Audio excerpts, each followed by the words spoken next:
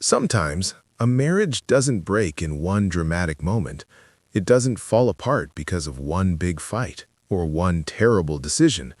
It breaks slowly, quietly, silently, when two people living in the same house stop talking to each other the way they once did. In the beginning, every conversation feels warm.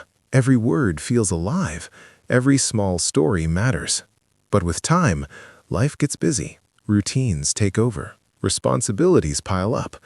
And slowly, without even realizing it, the conversations begin to shrink. The laughter becomes less. The questions become fewer. And the silence begins to grow. Not outside, but inside the relationship. Silence in marriage doesn't arrive suddenly. It starts with small moments. A partner speaks, and the other one says, "I'm tired, we'll talk later." Someone feels hurt, but decides to remain quiet, thinking, "It's not worth starting an argument."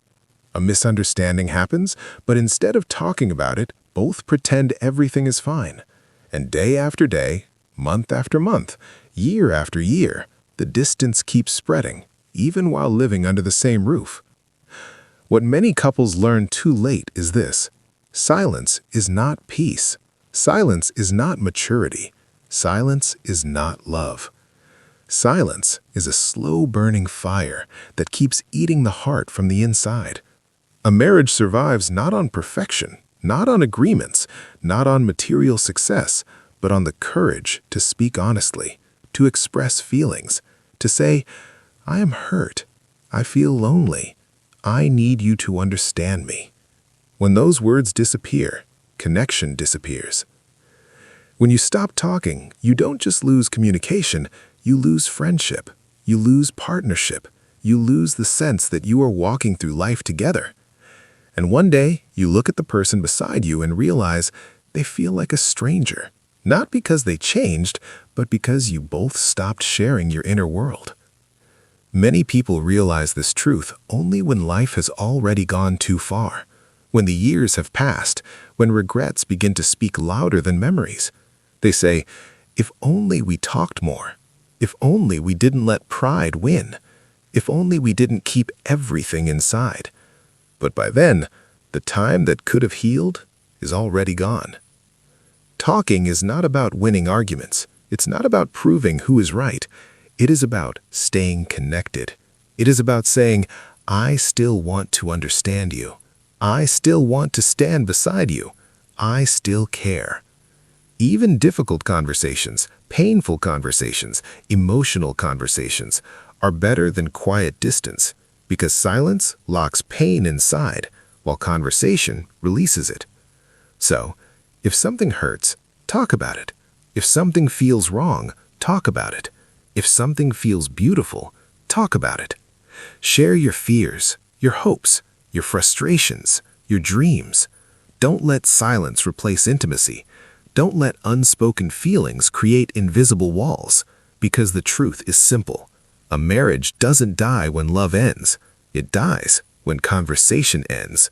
And the greatest wisdom is simple: learning to speak even when silence feels easier, because silence may feel peaceful in the moment, but conversation is what keeps love alive for a lifetime.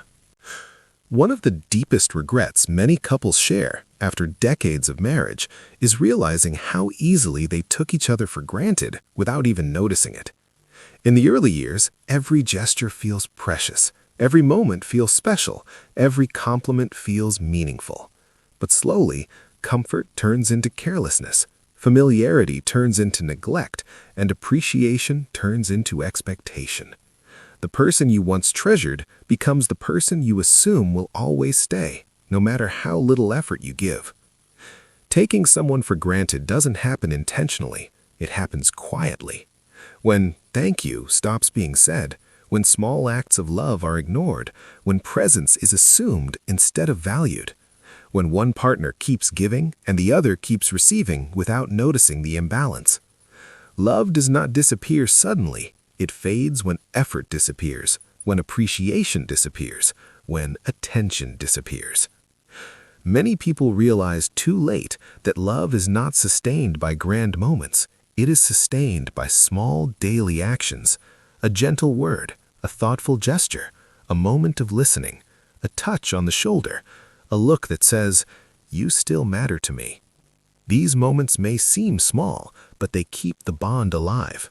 They remind your partner that they are seen, valued, respected, cherished. When appreciation disappears, resentment begins to grow. One partner feels invisible, unheard, unimportant, and slowly their heart begins to withdraw. Not because they stopped loving, but because they stopped feeling loved. And years later, people look back and say, "We didn't lose love, we stopped nurturing it." The truth is, nothing in life remains strong without care. A plant dies without water, a body weakens without movement, and a relationship fades without effort. Love is a responsibility, a choice you renew every day through presence, kindness, patience, and gratitude. So, don't wait until it's too late. Don't wait until distance appears. Don't wait until regret replaces affection. Appreciate your partner now. Notice their efforts. Acknowledge their sacrifices. Say thank you more often. Express love more openly. Show effort, even in simple ways, because one day you may look back and realize the things you ignored were the things that truly mattered. Love is not about finding the right person. Love is choosing, again and again, to care for the person you already have. And the greatest mistake is assuming they will stay forever, even when you stop showing them why they should. So cherish them while you still can, because time never rewinds. Ego is one of the most silent yet powerful forces that destroys relationships over time.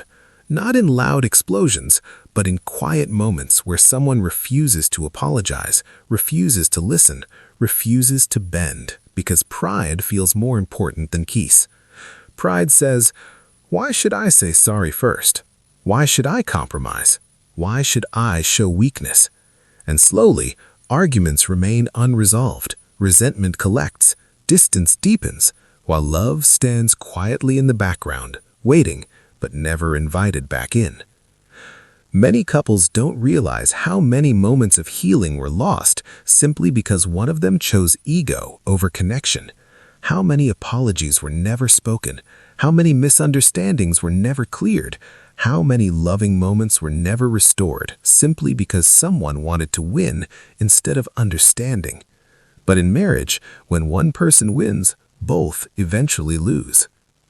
With age, people look back and realize the things they fought over were small. The words they refused to say were simple.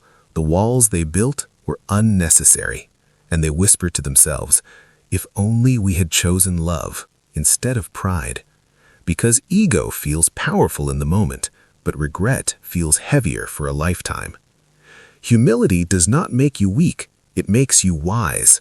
Saying, "I'm sorry," does not reduce your value, it strengthens your bond. Listening does not mean surrendering, it means caring. Compromise is not losing, it is protecting the love you built together. Ego separates, but empathy reconnects. Ego hardens the heart, but kindness softens it again. The greatest truth many elders share is this: life is shorter than we think. Time moves faster than we expect. And one day, the chance to make things right will no longer be there. The arguments won't matter. The pride won't matter. The stubbornness won't matter. Only one question will remain: did we love each other enough while we still had time? So, choose love over ego.